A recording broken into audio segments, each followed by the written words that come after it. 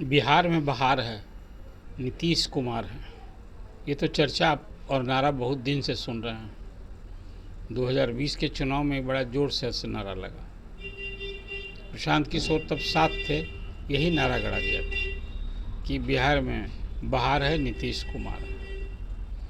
अब बिहार में नौकरी की बहार है, विकास की भी बहार है। कहते हैं कि नीतीश कुमार के राज में अभी एक बड़ा विज्ञापन भी हाल में आपने देखा होगा कि किस तरह से बिहार की तस्वीर बदली है। विकास हुए हैं, पुल पुलिया बना है, स्कूल और अस्पताल बिल्डिंग बने हैं, सब कुछ तो हो रहा है। लेकिन इसके साथ जो आज खास चर्चा के लिए आपके सामने बैठा हूँ वो है कि सरकारी काम में ठेका और ठेके का सिंडिकेट, टेंडर का जो सिंडिकेट चल रहा है, वो सिंडिकेट में कौन कौन लोग शामिल हैं। अभी तो बड़ी चर्चा हो रही थी, ऊर्जा विभाग के प्रधान सचिव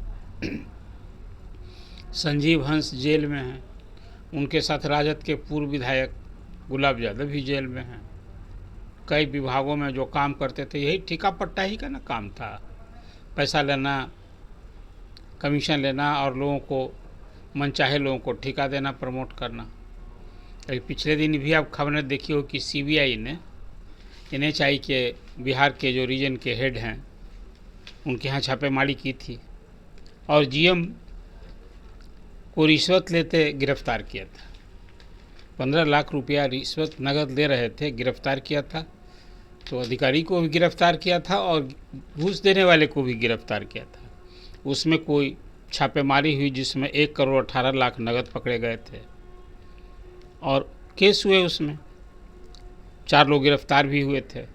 और जो GM थे उनका नाम तो आपको चर्चा करना जरूरी है कि केंद्रीय जांच ब्यूरो ने भारतीय राष्ट्रीय राजमार्ग प्राधिकरण NHI के पटना क्षेत्रीय कार्यालय संबंधित कार्यों का बिल पास कराने और उसके लिए अनुचित लाभ पहुंचाने के आरोप में बड़ी कार्रवाई की और एजेंसी ने अवैध कार्य के लिए 15 लाख रुपए रिश्वत लेते NHI के क्षेत्रीय कार्यालय पटना के महाप्रबंधक रामप्रीत पासवान को घूस लेते गिरफ्तार किया था।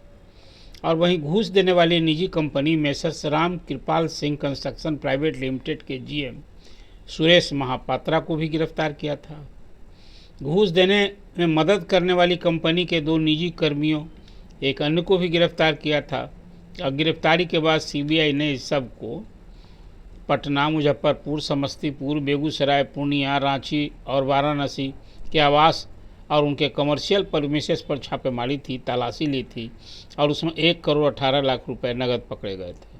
आपत्तिजनक दस्तावेज पकड़े गए थे, डिजिटल उपकरण जब्त किए गए थे और इस मामले में अब सब NHI पटना कार्यालय की भूमिका संदिग्ध है। तो अब बिहार में NHI का जो काम हो रहा है, जिसके केंद्र में मंत्री हैं गडकरी साहब, नितिन गडकरी, जो लाखों रुपया का काम पूरे देश भर में करा रहे हैं और 4 लेन 6 लेन सारी सड़कें बिहार में भी तो बन रही हैं। तो सरकारी काम जहाँ टेंडर होगा वहाँ तो घूसखोरी, कमीशन खोरी सब तो अब शाश्वत हो गया है। कोई माई का लाल ये दावा नहीं कर सकता है कि कहीं कोई युधिष्ठिर काम करा रहा हो और युधिष्ठिर द्वारा काम कराया जा रहा हो। जब इस सरकारी टेंडर में सब बंद हो जाएगा तो फिर कोई सरकारी टेंडर लेगा क्या। लेकिन ये चर्चा आज आप उसके लिए मैं नहीं अभी बैठा हूँ, ये तो एक पृष्ठभूमि थी जिसकी चर्चा मैंने की। अभी कल ED ने छापेमारी की भवन निर्माण विभाग के मुख्य अभियंता तारनी दास के यहाँ। दिन भर छापेमारी हुई, उनका यहीं गर्दनीबाग में जो पूर्णेंदु नगर में आवास है वहाँ छापेमारी हुई। अखबारों में आपने उनकी उसका फ़ोटो भी देखा होगा जिस मकान में वो छापा पड़ा था, इमारत में। कई जगह छापेमारी हुई और उसमें जो चीज़ें सामने आई है आज उसकी चर्चा को लेकर कि टेंडर का सिंडिकेट बिहार में चल रहा है। और उसमें कल जो ED ने छापेमारी की उसमें कई जगह छापेमारी की, कोई 1 जो 2 जगह नहीं। और उस छापेमारी में से पूरे दिन कल न सिर्फ प्रशासनिक महकमे में, सत्ता के गलियारे में भी खलबली मची थी। और हुआ कि ED की जांच की आंच अब कहाँ तक जाएगी कि भला एक जिस अधिकारी तारनी दास पिछले साल अक्टूबर में रिटायर हो गए और फिर 2 साल के लिए उनका एक्सटेंशन मिल गया, सेवा पर, चाहे वो निविदा पर बहाली हैं, संविदा पर, जिस किसी रूप में, उसी हैसियत में और बड़ी हैसियत मिल गई। और कहते हैं ईडी का जो आरोप है, ये तो एक दिन में थोड़े आरोप कोई आ जाता है, पूरा साक्ष्य पहले ईडी जुटाता है और ये अवैध काली कमाई का पूरा विवरण जब इकट्ठा कर लेता है ना, तब ईडी का पैर कहीं पड़ता है। ईडी कोई कहीं शिकायत कर दी, यूँ ही नहीं ईडी का छापा पड़ता है। तो पूरा साक्ष्य जब कहिए कि इकट्ठा कर लिया, तो ईडी की छापेमारी कल हुई और इस छापेमारी से न सिर्फ प्रशासनिक महकमे में, राजनीतिक गलियारे में भी कल विधानमंडल का कल अंतिम दिन था सत्र का। तो मैं विधानसभा के दोनों, विधानसभा और विधान परिषद के भी जो सत्ता की का गलियारा कहते हैं, गैली, जहां सांसद, विधायक और मंत्री बैठते हैं, वहां भी कई घंटा सब लोग के साथ बैठने। पूरे दिन कल इस भवन निर्माण विभाग में जो तारनी दास के यहाँ छापेमारी हुई उसको लेकर, और फिर उसके साथ जिन और अधिकारियों के यहाँ छापेमारी हो रही थी, इसकी चर्चा होती रही। कल तो हुआ कि मशीन मंगाई गई, 4 मशीन मंगाई गई, नोट की गिनती हो रही है। कल तक तो चर्चा थी कि कोई 3 करोड़ 4 करोड़ कितना मिला है, लेकिन पुष्टि हुई कि जो 7-8 जगह छापेमारी हुई 7-8 अधिकारियों के यहाँ, तो कोई कितने मिले, 11 करोड़ 64 लाख रुपए नगद मिले हैं। और इसके साथ छापामारी में फिर कई दस्तावेज मिले हैं, काली कमाई के दस्तावेज मिले हैं। और ये मुख्य अभियंता थे ना तारनी दास, कहते हैं एक्सटेंशन पहले हो गया, कैबिनेट से स्वीकृति बाद में मिली। मुझे याद आता है वो चारा घोटाला जब सामने आया था प्रकाश में, और जांच के बाद परत दर परत खुलते गया, उसमें यूएन विश्वास जांच कर रहे थे, जो सीबीआई के यहाँ ज्वाइंट डायरेक्टर थे। तब खबर को लेकर हम लोग भी उनसे अक्सर मिलते थे। रंजीत सिन्हा थे तब डीआईजी उस समय, उनसे भी मिला करता था खबरों के लिए। अब कैसे जब खुलता गया तो लालू जी ने तो जब जांच सामने आया था तो परिषद में कहे थे कि इसकी यूएनआई से आप जांच करा लीजिए, यूएनओ से जांच कराने की बात किए थे। और जगन्नाथ मिश्रा विपक्ष के नेता थे, लालू प्रसाद पर निशाना साध रहे थे। बाद में क्या हुआ, चारा घोटाला के किंग पिन श्याम बिहारी सिन्हा निकले और उनके सेवा विस्तार के लिए जगन्नाथ मिश्रा ने एक अनुशंसा पत्र लिखा था कि इनको सेवा विस्तार दिया जाए। और वो आरोप बना कि पूरे इस घोटाला में, साजिश में जगन्नाथ मिश्रा, लालू प्रसाद सब लोग थे। ये तो लोगों को पता था कि सत्ता में रहते ये कुछ कर रहे हैं, वो ये दिन भी देखना होगा। अब ये नीतीश कुमार की सरकार है, लॉन्गेस्ट पीरियड के चीफ मिनिस्टर, सबसे अधिक बार सीएम बनने का रिकॉर्ड है। अभी तक तो बेदाग छवि है और कहते हैं जीरो टॉलरेंस है, लेकिन जहाँ जिस विभाग में छापा मारिए वहाँ लाख नहीं करोड़ों में नगद मिलते हैं। अभी आपने देखा होगा डीओ के यहाँ छापा पड़ा था, बेतिया के डीओ के यहाँ, तो लाख में नहीं करोड़ में नगद मिले थे। उसी तरह से पिछले दिनों भवन निर्माण विभाग में ही कहाँ कहाँ छापा पड़ा वैसे ही मिला था। और अभी कल जो ईडी का छापा पड़ा, उसमें जिन अधिकारियों के छापा पड़ा, उसमें मैंने इसलिए कहा कि टेंडर सिंडिकेट की बात, और फिर तारनी दास के रिटायर होने के बाद उनकी सेवा में रखने का इतना बड़ा फैसला लेने का औचित, ध्येय, उद्देश्य, मंशा, इसकी भी तो जांच होनी चाहिए। बिहार के प्रशासनिक महकमे में आम चर्चा है कि यहाँ एक इतने ही सिंडिकेट नहीं चल रहा है, एक आजकल फ्रेंचाइजी देने का, कंसल्टेंसी बहाल करने का, इस सब में भी बड़ा धंधा पचीसी हो रहा है। आम चर्चा है सत्ता के गलियारे में। और जहां प्रधानमंत्री नरेंद्र मोदी कहते हैं जीरो टॉलरेंस की बात, तो बिहार तो अब डबल इंजन की सरकार है, यहाँ भी बहुत नज़दीक से देखना पड़ेगा कि क्या हो रहा है बिहार में। खासकर रिटायर्ड नौकरशाहों पर जो ज़्यादा भरोसा किया जा रहा है, तो सब जो भरोसा किया जा रहा है उसी के अनुरूप काम कर रहे हैं कि कुछ और हो रहा है, ये देखा जाना चाहिए ना। जनता ये अपेक्षा करती है। कल तो कहा देखा राजद की ओर से प्रतिक्रिया आई, और इसमें भी उसको यही घोटाला, जो अब तो कहिए कि टेंडर घोटाला ही ना कहेंगे इसको, जिस ढंग की कल बात ईडी ने छापेमारी की, और छापामारी में 11 करोड़ 64 लाख कैश मिला। 7 अफसरों के ठिकाने पर छापेमारी हुई थी नकल। ये खबर आपने देखी होगी। अब जरा सा उन लोगों का नाम भी आप जान लीजिए। ये नाम जानना इसलिए भी ज़रूरी है कि कहाँ कहाँ क्या हो रहा है ये जान लीजिए। देखिए, हुआ ईडी के अधिकारियों ने, आईएएस अधिकारी संजीव हंस से ही जुड़ा केस है। भवन निर्माण विभाग के मुख्य अभियंता तारणी दास मुमुक्षी चौधरी जो वित्त विभाग के संयुक्त सचिव हैं, उनके यहाँ हुई तलाशी।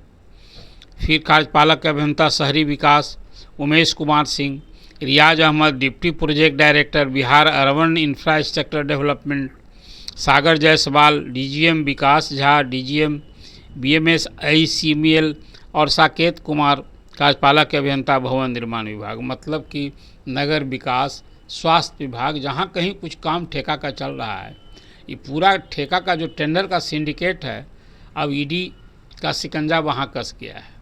तो सवाल उठना लाजमी न है कि जांच की आंच कहाँ तक जाएगी। इसमें क्या सफ़ेदपोश लोग भी जुड़े नहीं हैं क्या? आखिर किसकी छत्र छाया में सब इतना बड़ा पल्प टेंडर घोटाला, टेंडर सिंडिकेट चल रहा है? ये अधिकारी चला रहे हैं तो क्या वो सब बेखौफ हैं, निरंकुश हो गए हैं? इस सवाल तो उठता ही है, सवाल उठना लाजमी है। तो ये खास करके टेंडर सिंडिकेट पर जो ईडी का शिकंजा कसा है, मुझे लगता है कि केंद्रीय एजेंसियां जो इनकम टैक्स और सीबीआई है, उसका थोड़ा दायित्व, जिम्मेवारी और चुनौती बिहार में ज़्यादा बढ़ गई है। अब चुनाव का साल है, अभी गांव की सड़कें चकाचक होने वाली हैं।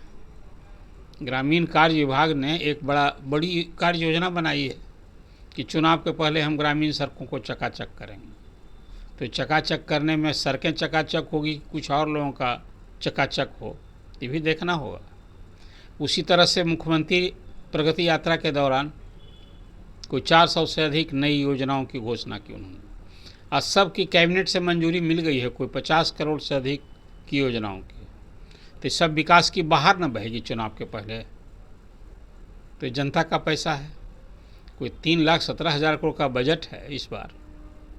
तो बजट का पैसा, जब जनता का पैसा है तो इसका सदुपयोग न होना चाहिए, बेहतर से लूट नहीं होनी चाहिए। इसलिए ईडी ने जो कार्रवाई की है, ये तो सबको बड़ा कल लोगों ने। दूसरी ओर इस सब भ्रष्टाचारियों पर जो ईडी का शिकंजा कसा है, लोग अच्छा कह रहे थे और ये कह रहे थे कि जो जैसा करेगा वैसा भुगतेगा। लेकिन जो सवाल है वो यही है कि ये ईडी की जांच का शिकंजा की आंच कहाँ तक जाएगी, कहाँ पहुँचेगी भवन निर्माण में, और कौन लोग हैं। तारणी दास का जो एक्सटेंशन हुआ, उसका ध्येय उद्देश्य मंशा और औचित्य, ये तो अब जांच का विषय हो गया है। आखिर एक अधिकारी को जो रिटायर होने के बाद उसी की सेवा क्यों ली जा रही थी, कि पीछे भी तो कोई उद्देश्य होगा, नहीं देखा जाना चाहिए। रिटायर लोगों पर इतना ज़्यादा भरोसा कैसे किया जा रहा है, क्यों किया जा रहा है, ये भी देखा जाना चाहिए। तो एक चर्चा थी अभी खास करके, भाई देखिए, ईमानदार होना और ईमानदारी झलकना भी चाहिए, एक बड़ी बात होती है। तो कल ईडी की जांच और उस जांच की आंच कहाँ तक जाएगी, ये सब एक सवाल है। चुनाव का साल है और जनता तो अपेक्षा करती है कि भाई विकास की बहार हो, लूट की बहार नहीं होनी चाहिए। एक विषय है, आप सब लोग बिहार में एक सचमुच में खास करके हर महकमे में, कोई नहीं कह सकता है थाना ब्लॉक, आज सर्वे का काम हो रहा है। तो म्यूटेशन में क्या हो रहा है, तो विभाग के मंत्री सार्वजनिक रूप से स्वीकार करते रहे हैं कि उनके विभाग में भ्रष्टाचार किस कदर व्याप्त। तो कोई महकमा छूता है क्या? आखिर इसको कौन रोकेगा?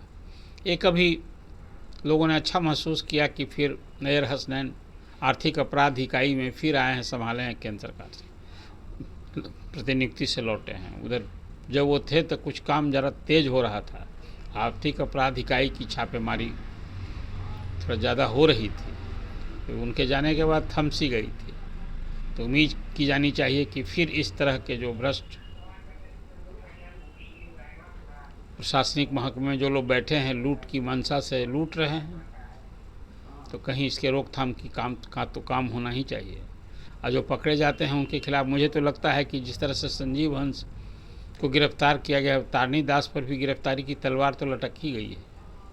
पूछताछ होगी और फिर उनके सेवा विस्तार की तो के ध्येय उद्देश्य मंशा और औचित्य की तो गहन जांच होनी ही चाहिए। कौन है इसके पीछे, ये विस्तार के बाद कैबिनेट की सहमति स्वीकृति उसके बाद मिली, पहले नहीं। इस सब का जांच तो इसकी जांच होनी ही चाहिए। ये सारे सवाल हैं। तो इसलिए आज ये बात मैंने आपके सामने चर्चा की, ये अरुण पांडे की बात। नमस्कार। आप अपना कमेंट दीजिए, अपना सुझाव दीजिए और फिर हमारे चैनल को अरुण पांडे की बात को सब्सक्राइब कीजिए। धन्यवाद।